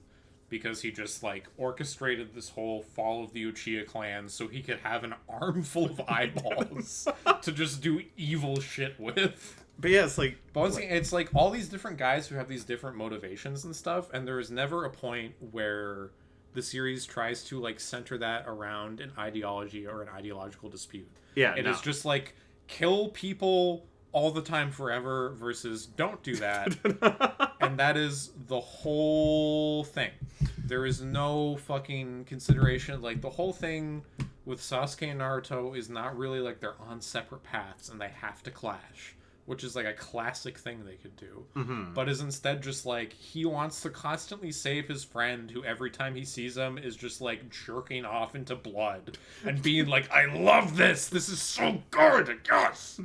And then Naruto's like, I know there's good in your heart. I know. Because I remember those 3 panels where I remember we were those friends. 3 months where we were kind of friends. And I know that someday you're going to sate your bloodlust and you're going to stop jerking off to dead people. And I promised Sakura I would bring you back. I promised Sakura one day I would get you to stop being a necrophiliac. And I know it's going to happen. And it's like, okay, so who does Sasuke have? And it's just kind of like 3 random people he is aware of. Yeah. Who are in Orochimaru's prisons and whatever. Yeah. That he just takes with him. They have no interest in his specific mission or anything in particular, really. One of them just is alive. One of them is girl. Yeah. And then one of them wants to have a big sword. That is, like, actually all their motivations. That is all they do. It's like, oh, this is the guy the curse mark is from. And it's like, does that matter at all? No. Because cool. We're past the curse mark. Because Sasuke is so powerful that he, like, absorbed the curse mark and Orochimaru and is now just, like, a god. And then later on, it's like, and then he rebirths Orochimaru out of some bullshit. And it's like, check it out. And Orochimaru's here, and Orochimaru here is like, actually, I learned that being good is nice. And everyone should be friends. Come, Kabuto. Well, you know what he realizes? We will be good people. He realizes that he has to protect the village. He has to protect... he decides that he needs to protect Konoha. I wanted to take over the village, not destroy it. Like, it's so ridiculous. Stupid. But Sasuke just has no thoughts. And it's like, if the series acknowledged that he has no thoughts beyond revenge and that he's completely consumed by a mission and has no feeling about anything else and has made him lose sight of his humanity or something. That would at least be like an arc. That would be like an arc, and you could make him some sort of like spin last minute tragic villain because of all the Uchiha clan stuff, which is its own completely fucking stupid plot device anyways. That's just like, okay, you need to kill literally everybody in your clan, but it's okay, you can leave your younger brother alive. Why? I don't know, because he asked? Sure. The other thing is, like, Well, he did it for a good reason. Yeah, because to they protect were the gonna, village. yeah, no, they were gonna destroy it. They were gonna do a coup on the village. Yeah, even though the village like shoved them in a ghetto. Yeah, the village literally put them in like indentured servitude in a ghetto. But this is the place I grew up. Under the bridge downtown. That's where I learned jutsu. Like it's like Sasuke learns all this stuff. By the way, he learns all this stuff again. This is just squandering. Yeah. That Kishimoto came up with this whole twist backstory, and instead of it being like a tragic revelation between Sasuke and Itachi, Obito just like tells him. Yeah. He's like passed out in Obito's hideout, and he wakes up and he's like, by the way, let me tell you a story. And there's no reason for Sasuke to believe him. Yeah. Sasuke has no clue who this fucker is. The whole flashback is depicted through like Obito's narration. Yeah. And it's just like, why? Like, what? How do you squander this so badly? Well, it's like, I feel like I remember, maybe I forget it. I feel like there was some weird bet hedging where it's like, I don't know if I believe you. Yeah, but then where he just maybe kind of Kishimoto goes like, was also... you know it to be true, and he's like, it is true. I guess it is true. And it's just so later on, he can have a resurrected zombie Itachi fight Sasuke a second time. But then they team up. Epic. To take out Kabuto. Epic. And Itachi uses the crazy you're stuck in a time loop until you become a good person power. I did kind of like that. It's like okay. There's a lot of stuff with Itachi that would be good in a series not written by an idiot. I think there's a lot of stuff in general with the eyeballs too. I was gonna say this, where it's like, were Kishimoto to recognize how fucking scary something he wrote was, and he leaned into that, it could actually be kind of cool. But he only thinks of these things in terms of power scaling. Yeah. So when you see the wall full of eyeballs, I genuinely don't think he was like, this will look really creepy and unsettling, as much as he was like, this shows how powerful Obito is. Yeah, because the idea there really should have been to get across like, okay, yeah, so the Uchiha massacre happened, which Obito wanted for whatever reason. And then he just, like, grave robbed all their fucking eyeballs or something. Instead, it's just kind of there. It's not has already happened. It doesn't matter. Whatever. Like, and Itachi... it's fucking crazy. Every single time. Every single time they just tell you, why'd you give a shit about that? You thought I was going to pay it off? No. No. It only is paid off insofar as it's just, like, another zero ended to the end of his power level. Yeah. Because the power level scaling, not to have a whole conversation about power leveling, but in Battle of Shonen, it's like an angle through which the story should be compelling. Yeah. And if you just flagrantly disregard it, I think it's similar to wrestling. Yeah. Where you should never be hung up on the logistics of, oh, should this person really beat someone? But if you are just flagrantly disregarding it too, then it does make you feel like an idiot for even caring. Yeah. For even getting invested in who might win. Yeah. And it gets so fucking out of whack by the end, especially in the war, where nothing makes sense, nothing is consistent. Madara is back. Now he's so powerful that he's been brought back to life. Just now he's communing with endless. the aliens. Okay, actually, all of this eyeball shit all this is eyeball because shit, these aliens came all this to chakra Earth. shit, all this tailed beast is all shit. because of aliens. And then to have that at the same time as every other character comes back zombified, I think is so ridiculous, because it's like Zabuza, again, I think was written pretty well, had cool powers, was like tough, you know? And then died. And then he died. And his powers are like water clone, big sword. Yeah. And then he gets resurrected, and everybody else is running around firing like big laser beams out of their gigantic kaiju mounts and using like sage mode times 1,000. And it's just like, what the fuck is Zabuza gonna do? Like, you've just brought this guy back to wreck him. Like, to just bury him again. Yeah, well, like, this whole thing of, like, all these different eyeball powers, and it's like, okay, we were cultivating all the pains so we could have access to a Rinnegan. So then Obito could have one of those and also his other regular Mangekyo Sharingan. Yeah. And then so Madara could have 2 Rinnegan so they could talk to the aliens, which, like, people were mad about the aliens because they were like, oh, they ruined the ending. And it's like, they ruined the series in the first chapter. At least the alien was like a swing. At least like, it was something. Literally, it's like funny at least. Like, because it's just funny, so insane. It's just so weird. And it's crazy to then read that so Boruto weird. Is then about like more aliens coming to Earth to try and like reclaim Earth. And they have, like, an even more advanced eyeball technique. They have, like, a 3rd type of eyeball. Oh, my God. But then, like, okay, Kakashi and Obito, what's their fucking beef about? What's this fight? And it's like, oh, well, Obito actually lived, and then you said you'd protect her, but then she died, but she asked you to kill her, but it made And then I thought you killed her, because I, like, misunderstood, and I never checked on that. And then he's just like, well, she's dead, and I'm sad. I'm pretty sure you just killed her for no reason, so I'm mad about it. And then, like, their whole fight is like, both our eyeballs let us transport you into, like, a place outside of space and time. Yeah. So then we're gonna fight here. And then they just have a conversation that's like, I'm sorry, brother. And he's like, hug me, brother. And then Madara's like, what, did you go soft? So... Who cares? It's so ridiculous. It doesn't mean anything. The fights got so bad by the end. The fights by the end, like, it's like a meme for a reason, but literally almost all of them just end with Naruto being like, but being bad isn't good. And they're like, oh yeah, I lost my way, my shinobi way. Undo everything, jutsu. Oh man, the fucking pain arc is so great. The pain arc is another squander potential thing. Oh, absolutely. Because it's like the actual scene. This is another thing that we should have mentioned as being good.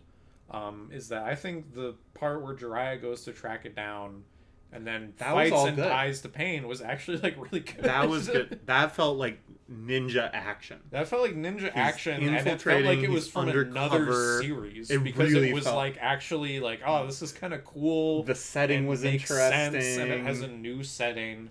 He dies in like the back alley of a busy city against like this crazy power that you can't even comprehend. Yeah, that was cool. And then it's like, actually, we are former disciples of him, and I am fucking trapped in this huge fucking contraption full of poles, and I'm just like a slave, and you thought I was the big bad, and I'm not even like the 4th on the chain. Oh my god, yeah. Yeah, this is a common thing with Battle Shonen. They keep having the final boss, building it up as if it's the final boss, and then going, oops, here's somebody else. Yeah, here's somebody else. Surprise. Man behind the curtain, man behind the curtain. Naruto does it like really poorly, I think. Another thing you can credit Horikoshi for as a Kishimoto disciple. One for All is the main villain. Yep. And he stays the main villain. The whole way through. The whole way through. Beautiful. He is the main villain. Shigaraki also is the main villain, but you know, like... Yeah. They're by the end, they are one. Yeah. And the whole point is that he is the bad guy, and he is doing everything, and at no point is there's actually a guy called All for All. And he lives in a UFO, and he's gonna come down and really put the boots to him. But don't you know that All for All was just the subordinate of One for One? Oh! Who in turn was a subordinate of None for None? Yes, I love None for None. They should have put that in Vigilantes. Yeah, like they introduce other villains, and they have their arcs, and they have waxing and waning relevance and stuff, and they do cool twists of, oh, that guy was actually more powerful than you thought. Yeah. But it's all in the framework of the story they've set out, and they don't pull bullshit to run extra plays. Yeah. So whereas Naruto, I think the whole thing be like, okay, Naruto wants revenge for his dead master. Very common ninja, samurai, whatever story. And then to have the twist be like, and actually these were his students, and you're like, okay. And then the next twist, which is, and also you're gonna talk to them and they're just gonna feel bad about it. They just need a shoulder to cry on. They just need a shoulder to cry on. Talk no jutsu. I think it's very funny too that up until Kaguya, he doesn't really introduce any new characters. They're all just like they're all in the Akatsuki, and then it's like, oh, Pain is the one pulling the strings of the Akatsuki. No, it's that dude Obito, and then also Black. What was it called? That thing? Oh, Zetsu. Black Zetsu. Zetsu. The Black Zetsu is actually the final boss. Yeah, the Black Zetsu is actually the spawn of the alien, and the White Zetsu, who have emerged as an army, are all the mummified remains of the original people of the planet that was colonized by the aliens. Yes. Good memory. Yes. Because it's like kind of sick. Again, it is something that's kind of sick, but he doesn't. It's another thing that he doesn't realize is like scary and freaky. So instead, he's just it's like, just kind of incidental. A bunch of guys are here, and they're what like, if there was a bunch of guys so that during the big war you can have attacks that go blah and blow up a bunch of people, explode a bunch of stuff into pieces. And it's like, but I also the whole just like, who is Toby? And then it's like, he is Obito, and it's like, great disguise, dickhead. Like, what? And the fact that also he spends like all his time as Toby being the Joker. Yeah. And then once he reveals he's Obito and he's takes like, the mask off, then he's like, actually, I have something serious on my mind. Yeah. I would like to create the 10 tails so I can kill everybody. Because I'm sad. Because when I was a little boy, I got half crushed to death by a rock. And then when I survived, an old man was like, you have to do evil for me. And I went, I'm not going to do that. And then I saw a girl I had a crush on when I was 12 die. And then I was like, I'm going to have to be evil forever. I'm going to kill everybody. And now, you know, all these characters, which, like, they're all, like, 25 or something, which is kind of funny that Kakashi is supposed to just be, like, still kind of a punk kid, but, like, in a position of power over other people. Yeah. Like Mike Guy, who looks like he's 50, is actually only, like, in his mid-20s or something. Yeah. Whatever. It's like, hey, man, oh, fuck, the past 13 years of our lives, we've gone from boys to men, and at no point over that did I ever just think, like, why the fuck am I doing this? Which, like, is, like, almost, it's like a CinemaSins complaint. But it's like, it's not even like there's plot holes. It's just like the story doesn't give you anything. Yeah. So then you're like trying to think of like why they could have a reason to be doing any of this. Because all the fucking reason they give is just like he's burnt up about a chick dying on the battlefield. Yeah. And that switches him to the column of, I want to kill everybody. I want to kill everybody because there's Which is, nothing again, worse. one of the two ideologies. There's nothing worse than taking away my future broodmare from me. Yes. And what does Rin do, of course? Well, she's there to heal people. She's there to heal people because she's a girl. And she has a crush on Kakashi. Right? Doesn't she have a crush on Obito? Oh, and Kakashi's like, you gotta go for it, brother. I think she's into you. Yeah, whatever. Of course, but she loves a man. She loves a man. Yeah. Whatever. Maybe it's different. I don't know. It's fucking... It's so bad. It's so bad. Like, so just everything with the Uchiha clan we've covered, basically, sucks dick.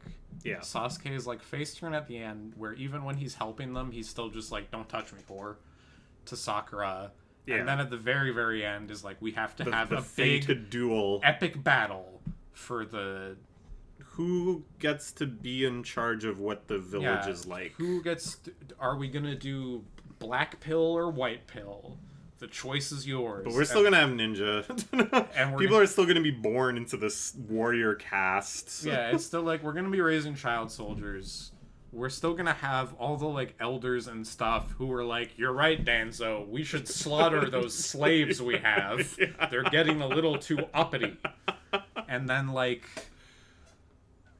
Well, but what if we're evil about it or depressed about it or whatever... And they both, like, lose a fucking limb fighting each other, and they're just like, you know what? This was all silly, wasn't it? And then Sakura's like, come on, boys, let's go home. I'll cook you a meal. Like... So bad. Like, and this is, like, one of the most popular things in the world through the 2000s. Yeah. It's fucking crazy to me. Yeah, I don't know. But yeah, it also fails as manga. It also fails as manga. I'm trying to think if there's anything else I can complain about. in terms of just the writing. I'm there's a sure, lot. I'm There's sure a lot. if we go back through, we could nitpick like every. We could go Akatsuki arc by arc. is like nobody, and all of the friend characters are nobody. Yeah. And he's constantly just like pulling the fucking eject lever on like any sort of friction or tension or anything. Yeah. Anytime anyone could feel upset for more than a chapter about something that isn't just like a guy, it's like, oh, we gotta. Because it's like, once again, it's like, oh, this ninja village that like they kind of at some point seem to imply has all these clashing personalities, and then it's just kind of like, well, since Tsunade, who's kind of a mom, is here, all her little children are in line. And then it's like, but what if the other adults aren't so happy about all of this? And then it's just kind of like, well, it doesn't change anything, because like Danzo is just actively malevolent and then gets killed, and then the other two are just like old people. Yeah, and I don't even think get names. Yeah, and they literally just tell them like no once, yeah, and then they're like, "Oh, you've defeated me." Like, yeah, there's this whole idea of like there's darkness at the heart of the village. Yeah, we also need to protect the village. He says that because it sounds cool, and they don't actually want any sort of social or political upheaval. It's extremely counter-revolutionary. It's Harry Potter pilled. It's Harry Potter pilled. I think that's the best analogy to it. It's Harry Potter pilled, and then I was also thinking about this. It is very Star Wars pilled. Yeah. It's like poetry, it rhymes. Yeah. In the like retroactive coming up with symbolism. I think like stuff like the Sharingan is squandered, kind of like the lightsaber. Yeah, it's just not cool anymore, and things that were kind of protected and sort of interesting are just spammed in your face nonstop by the end. Well, it's so frustrating. Just this whole it's like so embarrassing also, because it's like Naruto's great dream is to be Hokage, and the proof throughout the whole series is that being Hokage is like all of the stress with none of the reward, because you can just be overruled by like the gerontocracy that actually runs the village. So it's literally just like if your great dream was to be the Emperor of Japan, but in the modern day, where that doesn't actually matter. Yeah, where there's it's just like kind of a badass title. But he's like, but I'll get my face carved into a rock.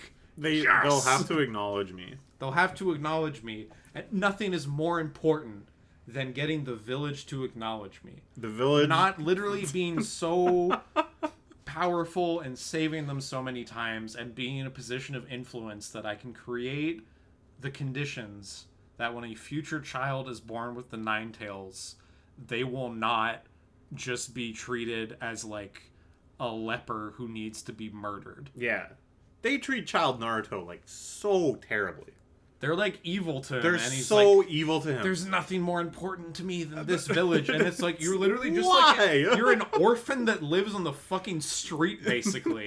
And anytime anyone sees you, they're like, kill yourself. And you're like, oh, the place I belong. Someday like, they'll acknowledge me. It's like fucking Sopranos. When Paulie goes to Italy and everyone just thinks he's like a dumb New York Daco piece of shit, and then he comes back to New York and they're like, how was Italy? And he's like, it was beautiful, I loved it. I gotta protect Italy.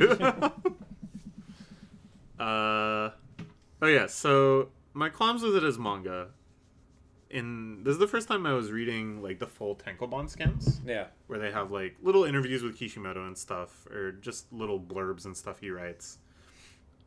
Pretty interesting to read. It's a funny guy. All mangaka are just like weirdos. But what really struck me is that he constantly talked about anime and movies. He loves watching movies. He loves watching anime. He does not actually talk about manga all that much. And it made me really realize that Naruto really does not have any of the elements of manga per se that I would like point to distinguish manga as an art form from like movies. Yeah. And what I mean by that is that if you just took all the panels in Naruto in order and blew them up and ran them as anime, it would be like coherent. Which to me is like not good anime or not good manga. To me, manga is about thinking about the page as like an art form and using paneling and cross panel elements and page composition to convey something via the entire page that looking at each panel in isolation could not convey. He basically anticipated the modern phenomenon of like long scroll webtoons and stuff, where it is just like one panel in isolation over and over again. But as a consequence, I think so many scenes are like really, really diminished or just really, really incoherent. And the first example that made me think of this when we were talking just now is the introduction of Tsunade. Yeah. Where she's got a huge rack, and I was excited to see the huge rack. But the first like 5 pages she appears, there's no actual like depiction of her. Yeah. Whereas any competent mangaka would give her like an introduction panel. She would have a full page. A full page, something to be like, boom, and here she is. Here are all her defining traits and details. Here's her defining traits and details. Here's a little glimpse of her personality that is around her. Yeah. But yeah, the more I realized this and paid attention, the more kind of disturbing it became how little is paid service to manga as a medium. Like, I cannot remember any examples of like cross-panel elements, or occasionally there'll be like a 1-page spread or a 2-page spread or a full 1-page panel or something. But again, it's not really to punctuate the flow of paneling or something as much as just like, what if I drew this one bigger? Really pivotal moments, like I mentioned earlier, the reintroduction of Rock Lee and his buddies. Again, like, this is the first time they've appeared in the series in years. You would think there would be a big panel showing them doing like a cool pose or something, arriving back on the scene.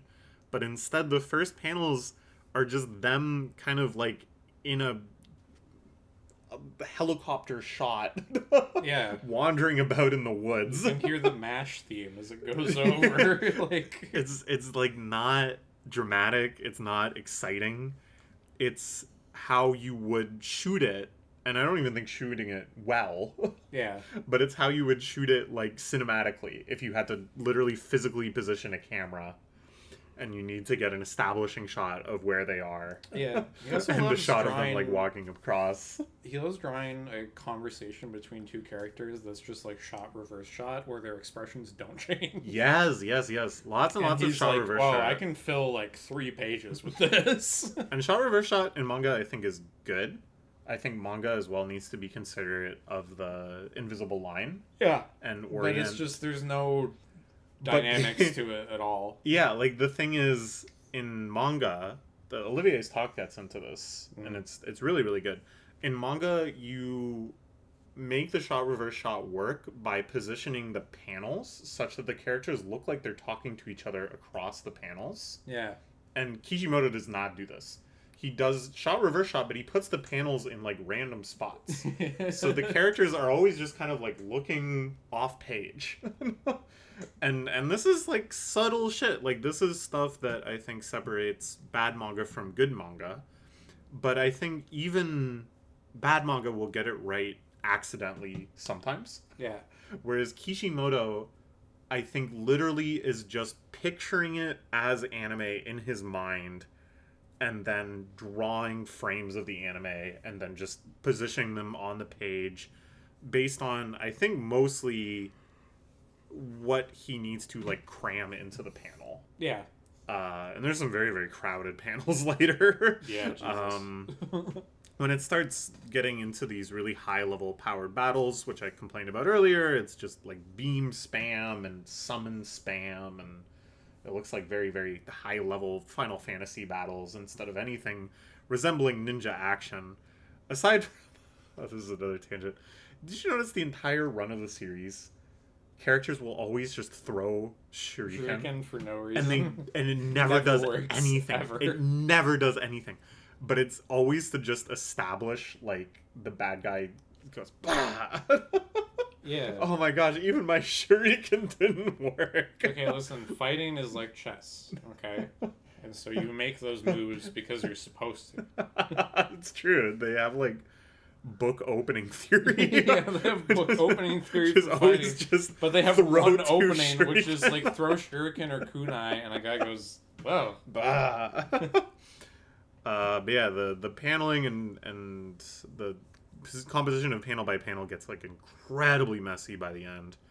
It's just visually incoherent when all of the tailed beasts are firing their lasers and there's like waves of white Zetsus Okay. that totally fail to look like anything anymore. I just remembered another bad writing thing we didn't talk about, What? which is Naruto and Ninetales' Oh, relationship. that's another major squandered thing. Because that's another thing that just, like, he clearly just had, like, 5 different ideas and just kind of, like, keeps jumping to them over the course of the series. Mm-hmm. Where first it is literally just, like, this terrifying animal inside him that is, like, constantly on the verge of going out of control. Yeah. And And when it has this, they like- depict it early on, it's like a badass, like, tempest. Yeah, it's like a big, scary, like, storm. Mm-hmm. And then at some point he decides it needs to talk. And then at some point he decides that Naruto needs to be friends with it. Yes. And then it basically just becomes like a big dog. Yeah. He's just He like starts- a friendly little guy who's like, it's not like we're buddies or something. He gets, And like, then- tsundere. Yeah, it's crazy. It's just like Hidden Leaf Village Cop starring Naruto. Like, this is his wacky partner. How are they gonna get along? And It's the so answer is bad. just, he's like, look at the purity of my soul. And he's like, you know what? I can entrust you with all of my power. And then all the other tailed beasts show up and are like, Ninetales doesn't like anybody. So if he likes you, you must be a great guy. Whoa! I think it's so funny too that they establish this idea that all the tailed beasts are like these calamities. Yeah, these like, natural disasters. weapons of mass destruction that all these villages are just using as like deterrent against each other from Yeah, doing they're anything. basically like nukes, right? Yeah. But And that they're turns out- also personified as like wholesome little silly beasts. they're also Who just were like just the big friends of cuddly animals that are buddies with everybody. Yeah, and then and it's only the Ninetales that's presented as like, and he was like the roughhouse outsider of the group. Yeah. But it, like- but he's got a heart of gold, and then it's like, and all their power gets used to make the Ten Tails, which is just like an The alien ultimate nuke. robot. Yeah. And they're all buddies of the Sage of Six Paths. And it's It's this whole like- because then also they like, make it into like an animal fable. yeah, it's an animal fable, and then there's the whole like unlocking of the seals on Naruto, and then suddenly it's just Ninetales being like, Kushina, it's been a while, and she's like, thanks for taking care of this one while I was gone. Like his large Ma. fox babysitter, like So, brother, you died because this thing was destroying the entire village. Because an evil man like brainwashed it. an evil man brainwashed it, so when you were giving birth, it would try to kill everybody. The thing too is like, it's another example of Kishimoto kind of having this idea in retrospect, and then trying to make it seem like a payoff. Yeah, but it just Like doesn't mean Ninetales, anything. you're just like me. I was ostracized too, so maybe we can get along. Remember all those good times we've had together? Like right now, Like right talking about now. our feelings. And then 5 other times where it was like the same scene again and again where you're in jail and you yell at me. Yeah. And it's another thing of like, if you just picked one or the other, if he picked like, it is just, all the tail beasts are just like unknowable elemental forces of nature that you have to learn to harness through like force. And then you can use their abilities, but they are just like ephemeral. That's an idea. And then there is the like, okay, it is a personified creature that has been locked inside you, and you can have this like slow build over the course of the series. Imagine that, of getting to know each other, using each other's power, trusting each other. You know who somehow does a better job of this? Fucking Jujutsu Kaisen. Which is about having an actually evil spirit inside of you who is evil. The relationship between him and Sukuna is way more interesting. There's an actual relationship there that like changes and flows over the course of the series. Another good example, Ichigo and Zangetsu. Yeah. Very similar thing. A very similar thing. Where he's got he this goes like into weird, like the mind old palace man mentor that teaches him stuff, and he also has this evil dark half that he like has to kind of come to terms with as like some sort of expression of himself, and then the realization that it's like these are the same being, and it's like, wow, that really like means a lot for him, and he kind of like fully actualizes through that final kind of joining of them into a full power. And it's something that they check in on it again and again, and it's different every time. Yeah, it's different every time. Because there's been progression. Yeah, he comes in and he goes, look, this is what I've learned. This is where I'm at now. They have the early sequences with him teaching him. They have all the different fights with his hollow. They have the whole Dangai training where it's like young Zangetsu who also kind of has hollow powers, and it's like a whole other fucked up thing that he's trying to reckon with. Like, there's something to it. There's so many things that have done the like there's something living inside you. And it's like, come on, man. But again, I think it's like he saw those and he was like, oh. He was like, oh, that's kind of cool, yeah. But he didn't really know like why that works or why you would include it. He just knew that was like a plot element that's in stuff. Yeah. Same with like a lot of the war stuff. I felt similarly. It's like, oh, you just saw a war movie and you saw things like platoons and big ranks of troops lining up and receiving orders. Yeah, because you already have like the military framework going on, and then at some point he just watched like 300 and was like, oh. But it makes no sense because you hear about like the previous ninja wars. And you kind of, at least I always assumed it would be kind of like the ninja battles in like the Chunin exams and stuff. Yeah. Where it's like just squads of ninja roaming around doing like guerrilla warfare. But then it's just like they're just like saluting and marching off. And they're platoons. All running at each other all at once like ninjas do. It's so ridiculous, man. He just like Googled like war movie and was like, oh, okay, I get it. Look at how many extras they had in this thing, man. Wow. Oh my god. All quiet on the Western Front. No. All loud in the Fourth Great Ninja War. This is gonna be badass. So I guess the question becomes, obviously we made jokes about it, that John Shueisha had him like chained to the desk. Yeah. But that's not the case. He could have quit. Any number of times he could have quit. Do you think it literally was just that he was making money hand over fist? And he was like, 100%. I got a good thing going? Yeah, why wouldn't he? Because now that he is just like set for life off of like infinite royalties. Yeah, he's not. And this thing that now has like a very spotty legacy. He's now just like done. Yeah. Because he's like, well... He is supervising Boruto. He's supervising Boruto, because if he actually just, like, full-time wrote another series, which he probably doesn't want to do, because it's, like, hard work still. Yeah. It's not like some people don't find it fun. Yeah. They think it'll be fun, they have their big hit, and then they're like, I don't want to do that anymore. Yeah. They go to monthly. Many such cases. They go to monthly. Araki famously went to monthly. Or they're just like, fuck it, Ashita did Tokyo Ghoul, and then was like, I'm just going to do the whenever I want schedule. Yeah. And there's some people who just full on are like, I'm good. Yeah. Made a lot of money. Yep. Made a lot of money. And he made a lot of fucking money. A lot of fucking money. Not every mangaka is a workaholic. But I also think he just, like, remembers the negative reception, at least. Like, even if there's still people who are like, Naruto's awesome except for the ending. He remembers how much people were mad about the alien stuff. And then it's like, okay, so now if I put my full time into making another series... A bunch of people who were into it are going to check it out, and they're going to be adults now who have, like, functioning brains and fully formed frontal lobes. And they're just going to go, what the fuck is this? This is terrible. And that's already like the mass reaction to Boruto, it seems. Yeah, Boruto is very, just people very being like, negative. who gives a fuck about his kid? And there's some people who are like, actually, the manga's pretty good. It's just the anime, because it's different, that is bad. And it's like, I doubt either of them are very good. That. I believe the anime's worse. I do believe the anime's worse. I am very tempted to read Boruto. I just want to know what happens.